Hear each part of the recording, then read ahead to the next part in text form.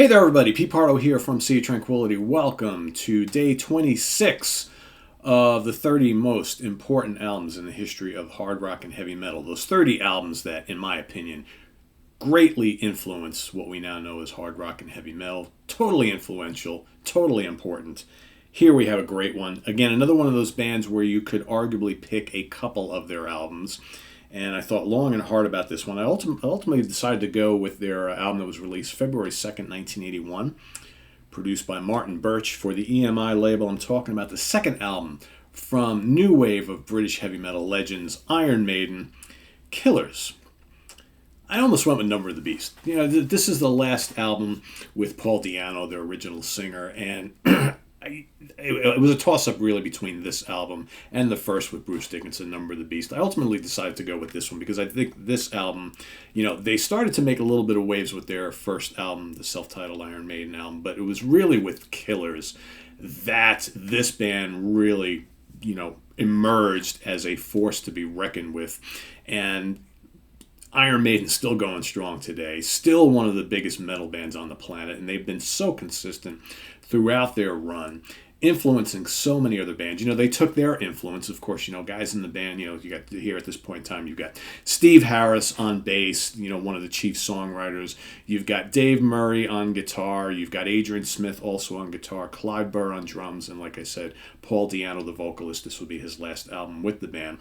But band is into Sabbath, they're into Thin Lizzy and Jethro Tull and Genesis, lots of classic hard rock, early metal, and prog bands that came before them, and they kind of used all those influences, came up with this sound that just had raw energy, dynamite musical abilities, lyrics that centered on all sorts of dark themes and horror films and characters and literary stories and novels and things like that, and just came up with this really, really intricate, dark, and crushingly incredible sound that started to take the world by storm. And now you look back on this time in heavy metal history, the early 80s, one of the game changers for metal, alongside Judas Priest and the Scorpions and a handful of other bands, right? But this album, really, really got them noticed. And how about those album covers, right? How many other metal bands after Maiden started having Eddie on the front started to adopt using these different creatures and mascots and things like that. But again, the dueling twin guitars, they took what they learned from Thin Lizzy and Wishbone Ash or whoever beforehand, and Judas Priest certainly as well, and just started to kind of do their own thing. And that upfront bass from Steve Harris, right? And the always incredible drummers in the band, and and dark, menacing music, but very complex, and just ultimately glorious heavy metal. The Ides of March, you got a couple instrumentals on this album. The Ides of March, Wrathchild, which I just noticed on my CD, and this is a remaster of this. Wrathchild is spelled incorrectly. Wratchild. Where's the other H, guys? Holy cow! I'm looking at this. I'm like, well, missing something there. Wrathchild, one of their classic songs. Murders in the Rue Morgue, again, based on the original story, right? Great Edgar Allan Poe story. Murders in the Rue Morgue, so heavy, so wonderful. Another Life, Genghis Khan, Innocent Exile. That bass on Innocent Exile, Steve Harris's bass, again, he was a big fan of guys like Chris Squire and Geddy Lee, right? Just amazing stuff there. The title track, Killers, awesome. Then you got Twilight Zone, Prodigal Son, Purgatory, and Drifter making up the back end of the album.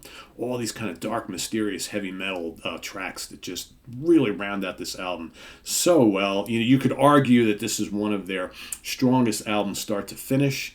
Really, the first self-titled, this album, Number of the Beast, Peace of Mind, Power Slave, Somewhere in Time. These are labeled The Seventh Son of the Seventh Son. These are labeled some of their, classic can't miss albums because of their consistency. Really not many, if any, weak tracks on any of these albums. And of course, like I said, Maiden's has gone on strong ever since. They're still putting out albums to this day. They just put out an album, a month or two ago, right? So just one of the driving forces of the heavy metal scene since their inception. They've got to be included here. So Killers, I'm going with Killers today. Like I said, tomorrow, you ask me tomorrow, I may go with Number of the Beast, but I think both of those deserve to be mentioned in this series because of their their influence and their importance to heavy metal going forward. So there you have it, Iron Maiden Killers from 1981, February 2nd, produced by the man Martin Birch. May he rest in peace.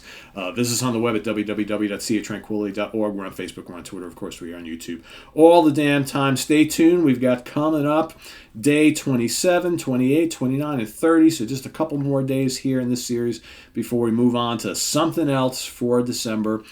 I'll be revealing that over the next couple of days. So stay tuned for that. And please subscribe if you haven't already and click on that notification bell.